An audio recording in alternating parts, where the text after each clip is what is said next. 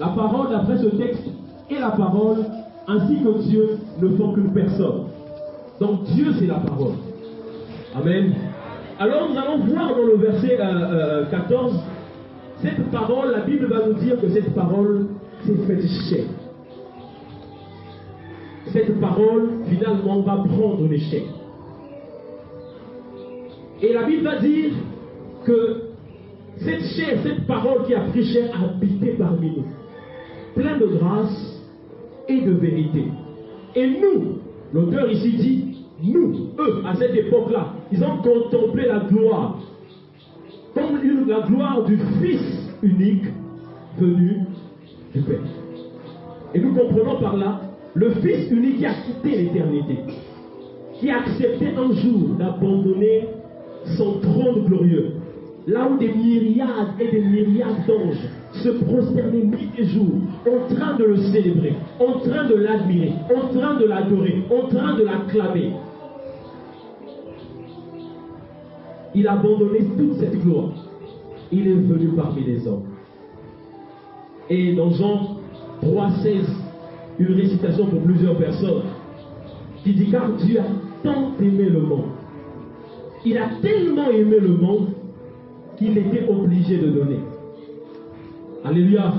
Il a donné le Fils unique afin que Cédric que je suis, si je crois au nom du Fils unique, j'obtiens la vie. Alléluia. J'obtiens la vie. Et cette vie, ce n'est pas la vie que chacun de nous essaie de faire dans ce monde. Ce que nous appelons la vie, alors que c'est la mort. Ce que nous appelons une vie accélérée.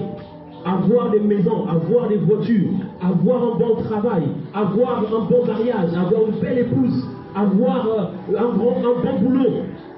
Et pour nous, nous vivons. Alléluia. C'est ce que nous disons dans le monde. Je suis en vie parce que j'ai non seulement l'être et le mouvement, mais j'ai tous ces biens-là avec moi. Et les hommes peuvent me regarder de haut. Les autres peuvent m'admirer en route. Les autres peuvent désirer avoir ce que j'ai. Je peux constater que je suis meilleur que X ou Y. Mais il ne s'agit pas de cette vie-là. Alléluia. Mais il s'agit de la semaine. Cette pensée m'est revenue. Je réalisais comment est-ce que le chrétien a cette remède qu'on peut trouver nulle part ailleurs. En fait, j'étais en train de réaliser la grâce que nous avons de pouvoir avoir le médicament. Ce médicament qu'on ne peut trouver nulle part ailleurs.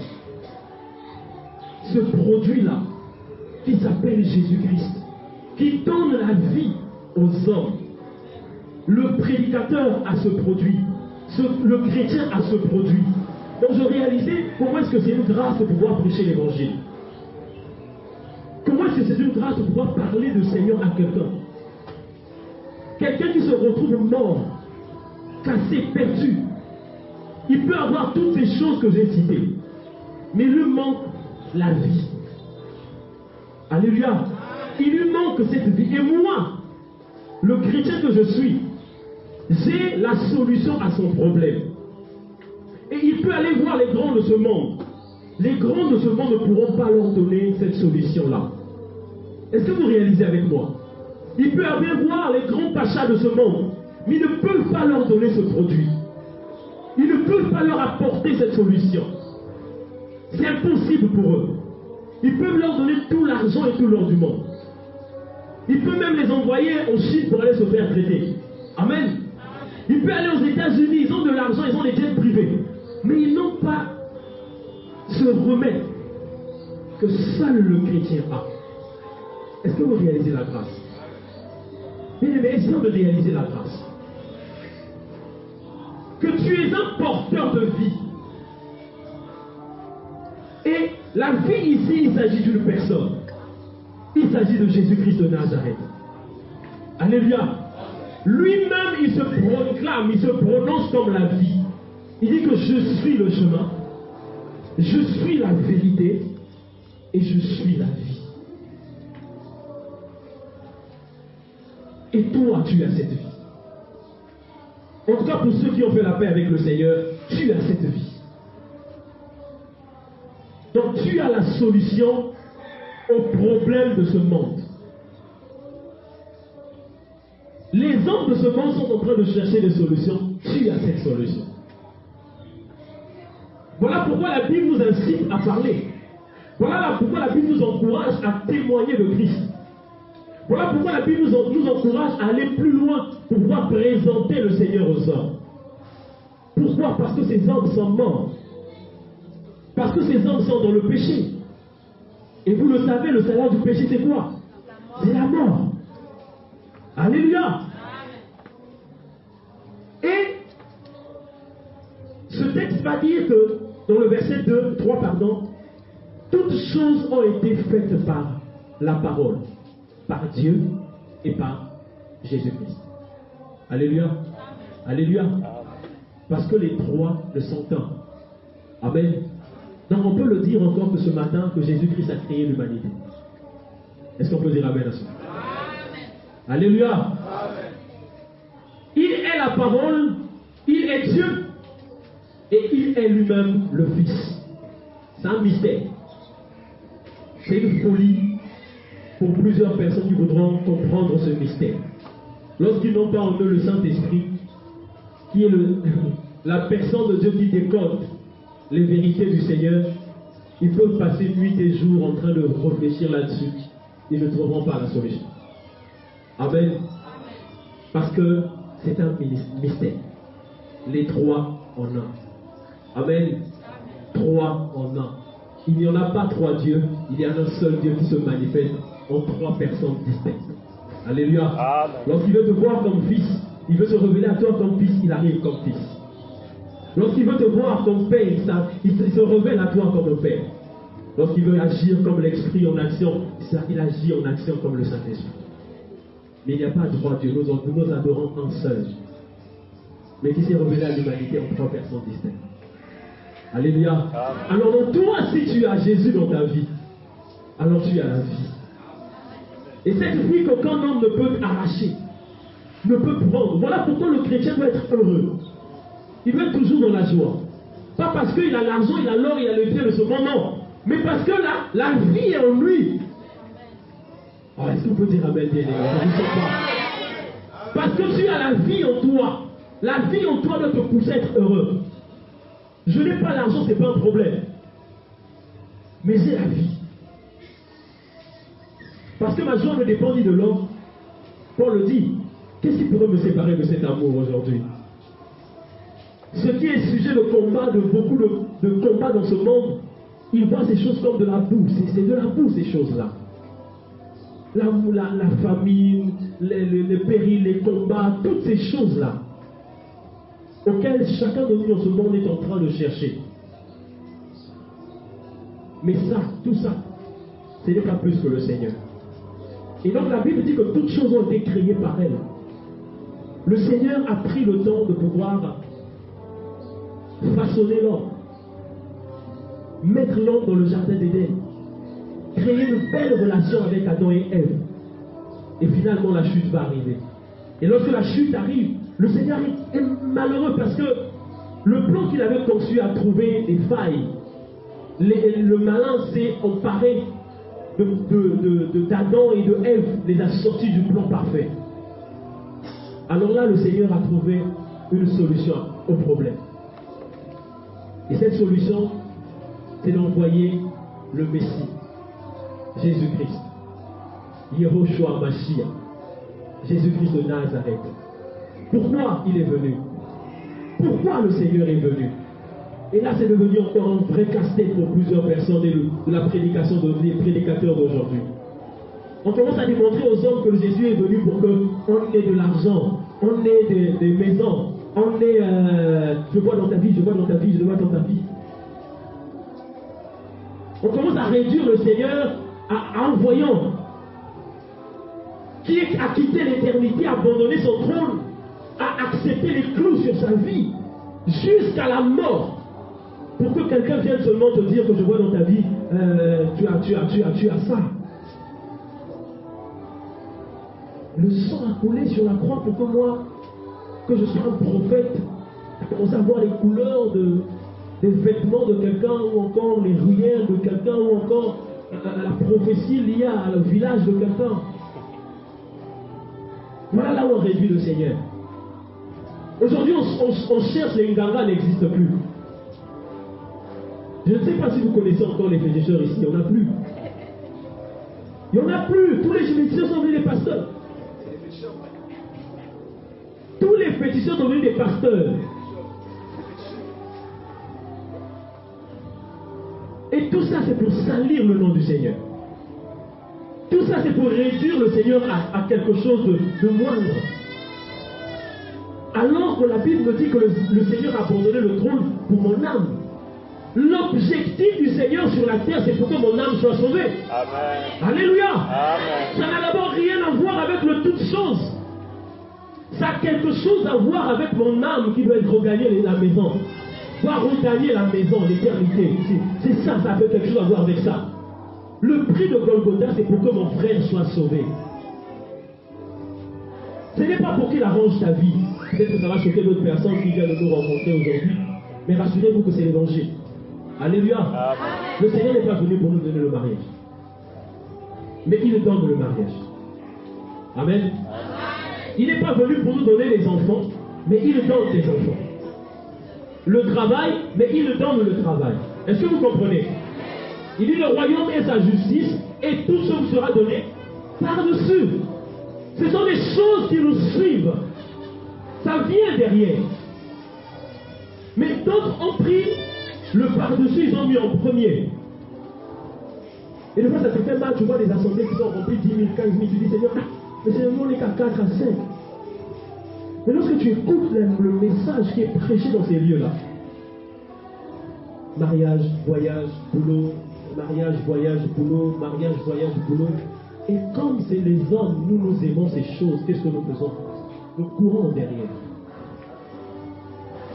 Et voilà comment les assemblées sont remplies, non des disciples du Seigneur, mais sont remplies des hommes et des femmes qui cherchent les poches du Seigneur. La foule. Amen. La foule. Ils viennent seulement pour remplir, mais ils ne sont jamais disciples. Ils n'ont jamais résolu être disciples. Mais ce sont les hommes qui viennent parce qu'ils ont besoin d'argent. Et nous, les pasteurs et les docteurs et les évangélistes et les diacres, on a compris la chose qui se passe par là. On se dit, bon, qu'est-ce qu'on va faire? On leur donne l'évangile lié à l'argent et tout ça. Et nous aussi, on gagne.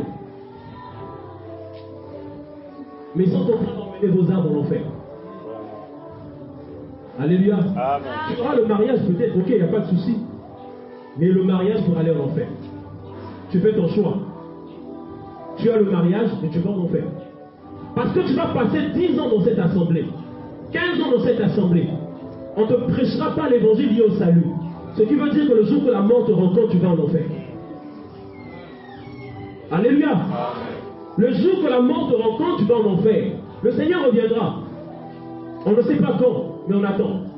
Mais il y a aussi la mort qui nous guette. Amen. La mort est là, autour de nous. Quelqu'un peut sortir de là, le frère Cédric est tombé, il est parti. Mais si je n'étais pas préparé, c'est fini. Voilà pourquoi, bien aimé, au-delà de tous les miracles et les prodiges que les 10 hommes de Dieu sont en train de faire pour nous épater, cherchons le salut. Amen. Alléluia. Amen. Cherchons la délivrance éternelle. La délivrance éternelle. Cette délivrance auquel, même si aujourd'hui je m'en vais, je suis déjà sauvé. Quelqu'un veut payer le prix pour moi. Et ce prix a été payé. Je suis assuré. Est-ce que tu es assuré? Est-ce que tu es assuré? Est-ce que ton assurance a été payée? Bien aimé, il y a quelque chose auquel on doit veiller quotidiennement, c'est notre assurance. C'est-à-dire tous les jours, parce que les vannes, il y a un camion, est-ce que l'assurance est quel jour? Est-ce que vous comprenez? Il y a quelques jours. Le camion, c'est parce que je fais des documents dans ma bourre. Amen. Nous avons les documents que nous payons. Savoir que dans l'année prochaine, mon assurance va finir, expirer. Il faudrait que je renouvelle mon assurance. Alors je dois veiller avec cette assurance éternelle que j'ai. Est-ce que je suis encore sur la voie? Amen. Est-ce que je suis encore sur le chemin?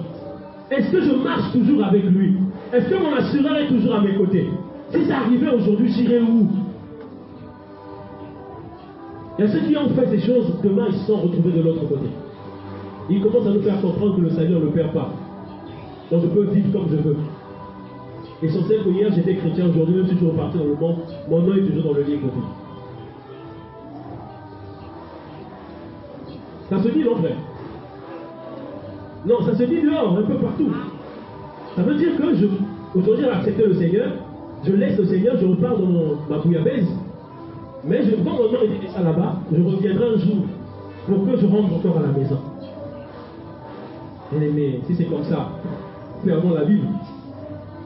Mais fermons la Bible, on goûte au Seigneur et puis on repart. On va goûter un peu à la vie que tout le monde est en train de vivre là dehors. Et nous reviendrons un jour. Bien aimé, l'éternité elle se conserve, le salut se conserve. Alléluia. L'assurance que tu as, tu dois le protéger, tu dois le préserver en marchant dans la sanctification, en se séparant du péché. Tous les jours, en veillant sur toi-même. Il faudrait vivre sur la terre comme si c'était le dernier jour de ta vie sur la terre. Parce que tu ne sais pas à quel moment le Seigneur viendra. Tu ne sais pas à quelle heure ça va sonner. Tu ne sais pas à quelle heure la trompette va sonner ou la mort va te rencontrer. Voilà pourquoi on nous a donné ce beau cadeau. Ce cadeau merveilleux. Ce cadeau précieux qui fait la joie de chrétiens. Qui fait la joie des fils et des filles que nous sommes. Ce n'est pas l'argent qui doit être l'objet de ta joie. Ce n'est pas l'or, ce n'est pas les biens de ce monde. Mais c'est le Seigneur qui doit faire l'objet de ta joie, de tes louanges. Jésus doit être toujours proclamé, aimé, loué, célébré dans ta vie. Pourquoi? Parce qu'il a dépassé, il a laissé son trône un jour. Il est diminué à ce stade de temps pour venir te donner l'éternité. Alléluia. Alléluia.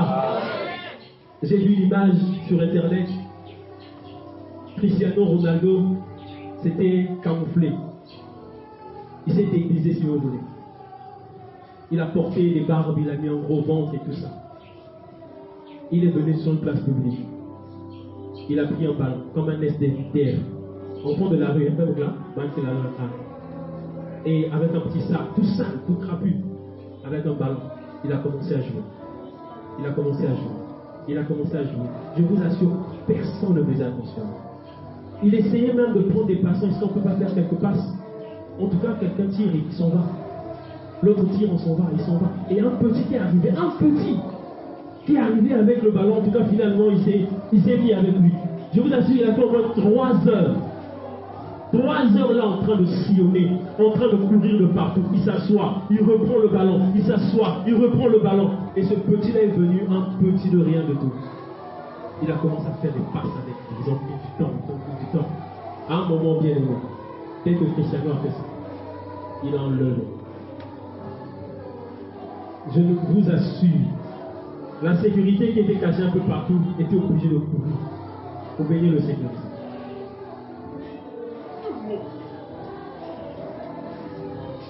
Alors il a passé 3 heures là.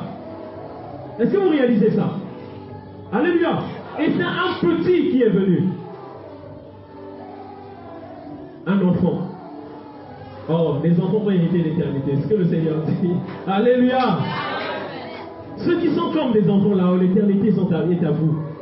Parce que vous n'êtes pas dans les calculs. Vous êtes dans la foi. Amen. Nous sommes dans la foi. Le Seigneur est là, il sillonne. Il vient frapper au bord de ton cœur et dit, reçois-moi, je dis au Seigneur. Assemblée que tu vas battre dans la zone. Mais est-ce que c'est l'assemblée ou c'est la parole de Dieu? Alléluia. Est-ce que c'est la grandeur, c'est la taille, ou encore c'est le nombre, ou encore c'est la parole qui est annoncée? Bien aimé, je voulais vous dire ce matin que nous avons le cadeau des cadeaux. Au moment où le Seigneur est là, au moment où la grâce nous est donnée, au moment où Jésus est en train de frapper dans les cœurs, au moment où le Seigneur est en train de se présenter à nous, profitons de cet instant-là. Pour ceux qui n'ont pas encore fait la paix avec le Seigneur, chaque fois que je parle de l'évangile, j'aime toucher cet aspect parce que je me dis sans ça, le reste est zéro. Il y a des gens qui vont courir pour aller prêcher sans être nés. Il y a des gens qui vont commencer à marcher. Je marche sur la foi. Je suis un guerrier. Je marche sur la foi. Mais tu ne peux pas marcher dans la foi si tu n'es jamais né. Amen. Alléluia. Il n'y a pas de naissance, il n'y a pas de marche, il n'y a pas de vie, il n'y a pas de chrétien, il n'y a pas de fils du Seigneur. Il n'y en a pas, ça n'existe pas. Au préalable, il faudrait être né de nouveau. Il faut d'abord faire la paix avec le Seigneur. Toutes les personnes qui se rendent compte que leur vie chrétienne est difficile. Ça veut dire qu'il faut que quelqu'un ait pour voir la langue. Il faut avoir poussé, même pour s'en dire il faut que vous puissiez avoir pouvoir passer moins d'âme. Pour que pendant 2 jours, il me parle.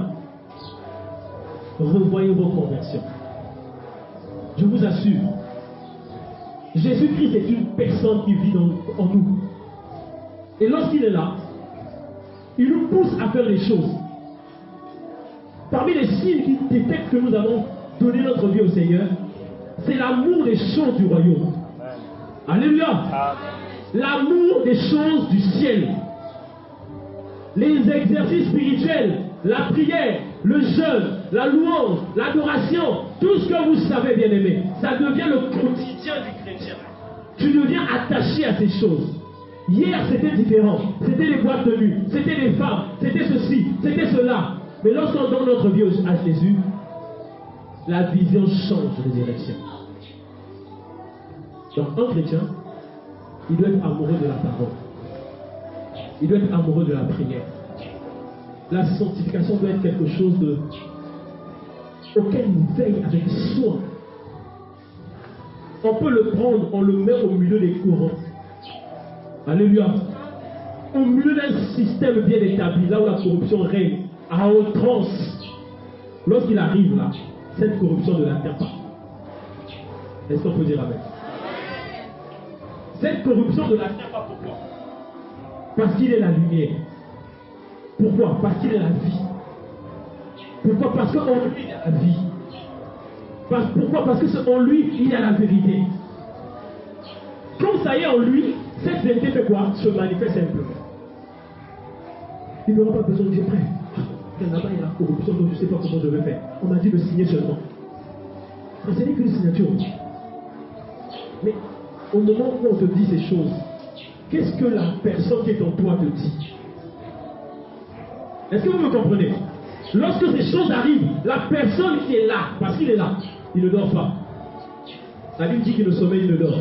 Il est omnipotent, omniprésent, omniscient. Il est partout. Et il vit en nous.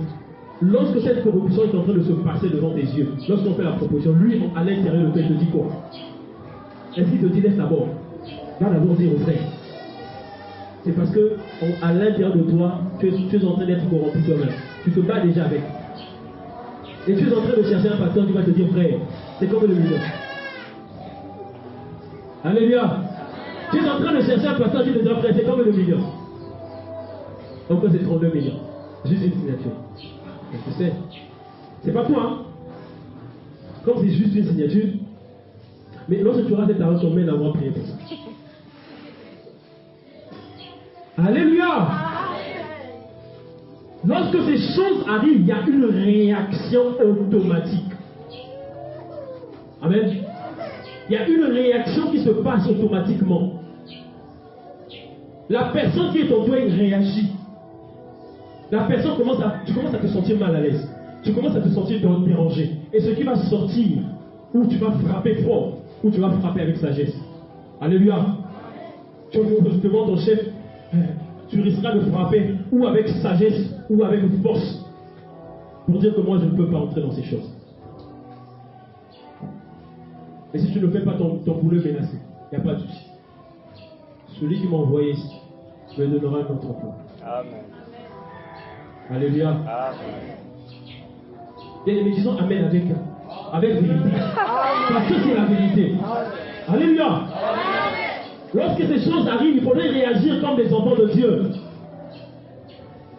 Réagissons comme des enfants de Dieu. Pourquoi? Parce que Christ est en nous, il est là. Imaginez-vous, quelqu'un, qu'un pasteur propose d'avoir un rendez-vous à l'hôtel, un chrétien ou une chrétienne. Prenez le cas d'une chrétienne. Pasteur, j'ai une situation. Le pasteur, nous sommes à l'assemblée, le pasteur dit non, ce soir on se voit à l'hôtel, on va traiter ton cas. Bon, mais toi aussi, tu te lèves avec tes deux pieds et tu vas rejoindre le pasteur à l'hôtel. Tu es converti, tu ne pas. Hein? Hein? Elle ne sait pas à l'hôtel, elle ne sait pas. À l'hôtel.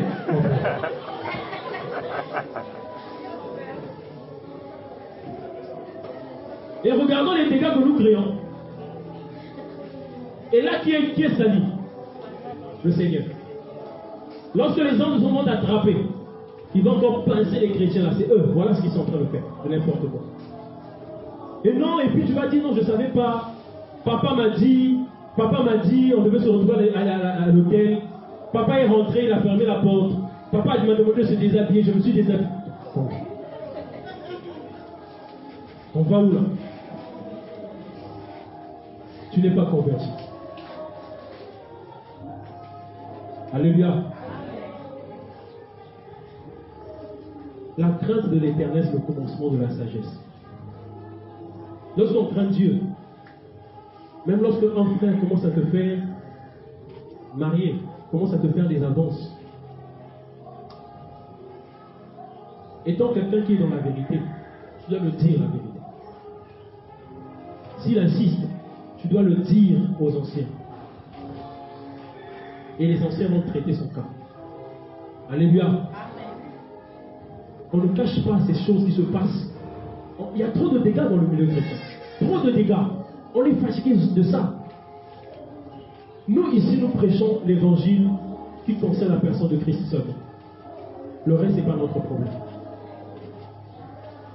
Alors, ce matin, au travers de cette prière du frère, ces choses ont monté dans mon cœur pour nous faire comprendre encore la grandeur de la grâce que nous avons d'avoir ce merveilleux Père, ce merveilleux Roi, cet homme de Galilée qui a fait de toi un chrétien.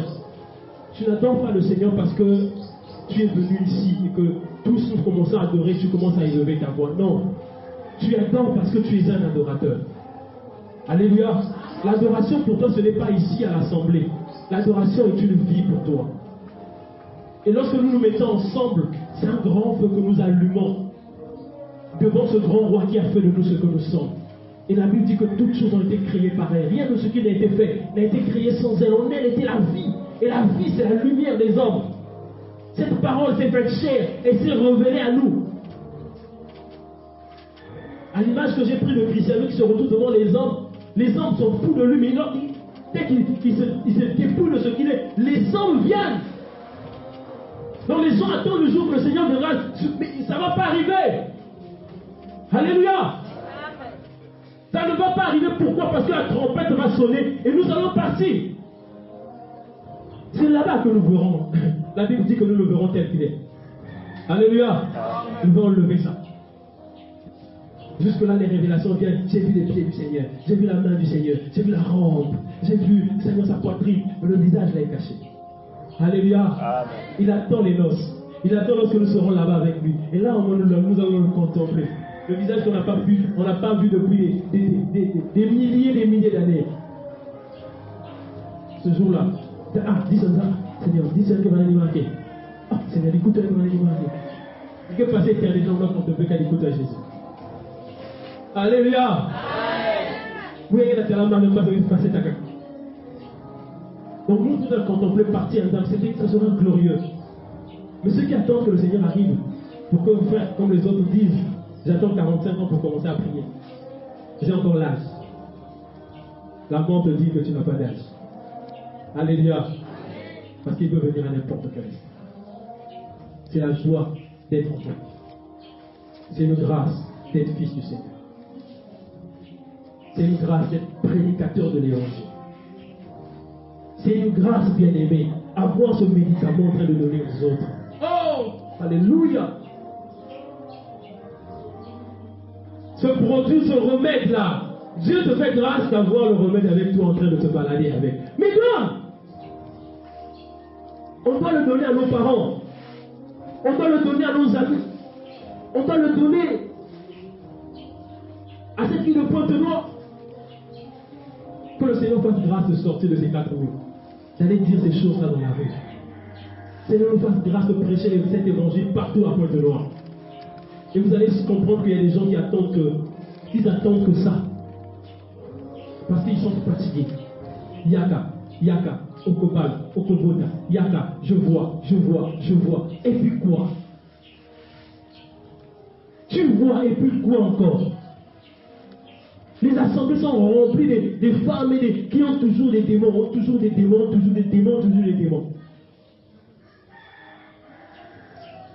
Et nous, lorsque nous voyons ces choses, nous sommes impressionnés. Nous sommes impressionnés de voir que les gens tombent. Ici, nous, on n'aime plus ça. Alléluia. Amen. On n'aime plus ça. C'est ça, non, frère? Amen. Les prédicateurs, c'est ça, non? Amen. Nous, on ne veut plus de ces choses. Vous allez imaginer ce que les autres aiment là. Ici, là. Nous, on ne veut plus de ça. Tu arrives en truc, pour toi, tu tombes, tu t'es converti, c'est bon. Il faudrait que tu avances. 2 fois 3, on n'a pas besoin de te voir 2 fois 3 en train de tomber. Il y a des frères ici qui vont te dire, frère, allez là-bas, là, elle, oh non. C'est qui? Oh, c'est la sœur qui est tombée. Encore elle. Elle a un vrai problème. Ce n'est pas que l'autorité du Seigneur est réduite, non. Ce n'est pas qu'on ne veut pas, non. Mais c'est pour donner à chacun une responsabilité. Lorsque tu t'amuses avec ta vie chrétienne, tu viens charger les autres. Tu viens donner du travail aux frères. Ton corps est devenu l'habitation des démons. Mais si tu meurs, et qu'on t'appelait frère au milieu de nous, tu dois en faire. Tu dois prendre soin de toi. Tu dois fuir le péché. Fuir le péché. Fuir. Kima. Peut-être qu'il y a un français. Kima soum. Kima. C'est-à-dire, il y a des soum, non? Il ne veut pas me parler, il me quitte.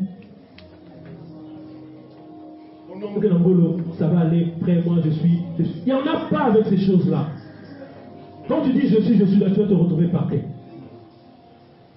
Et c'est pour lui dire, frère, c'était comment? Oh non, frère, c'est la chair est faite. C'est notre argument, non? C'était plus fort que moi, voilà, autre chose, c'est ça. C'était plus fort que moi.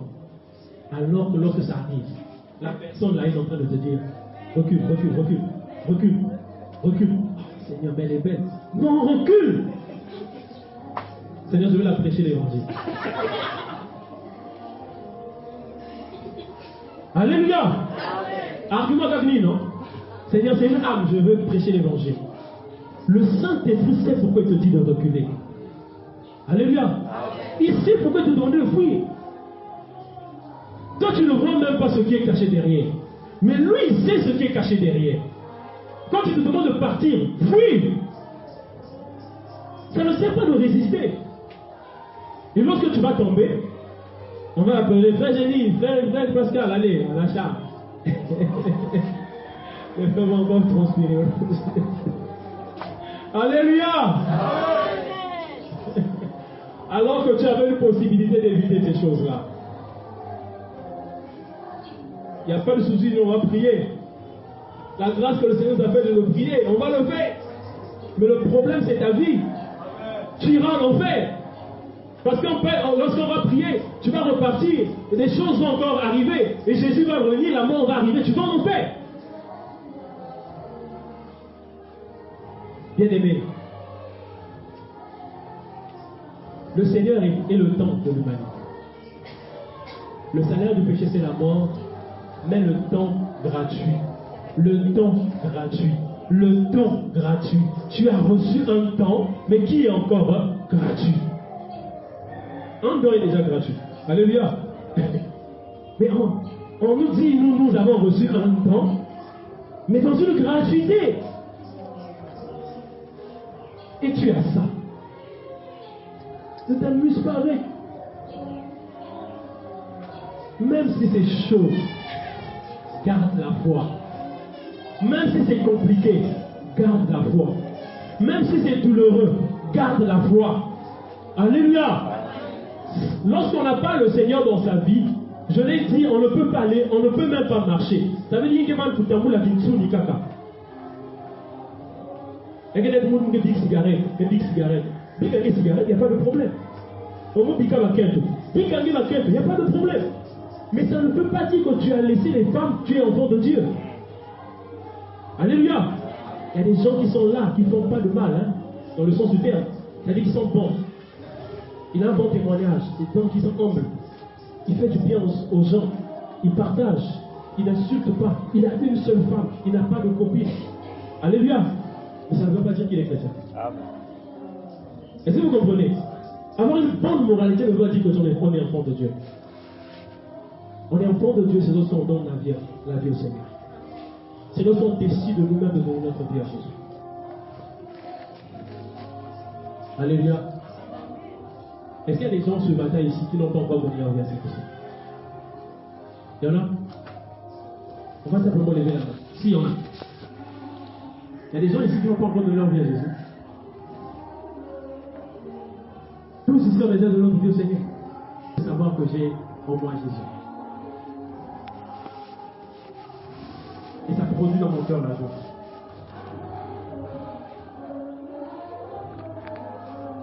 Ça produit dans mon cœur la joie de savoir qu'il est là.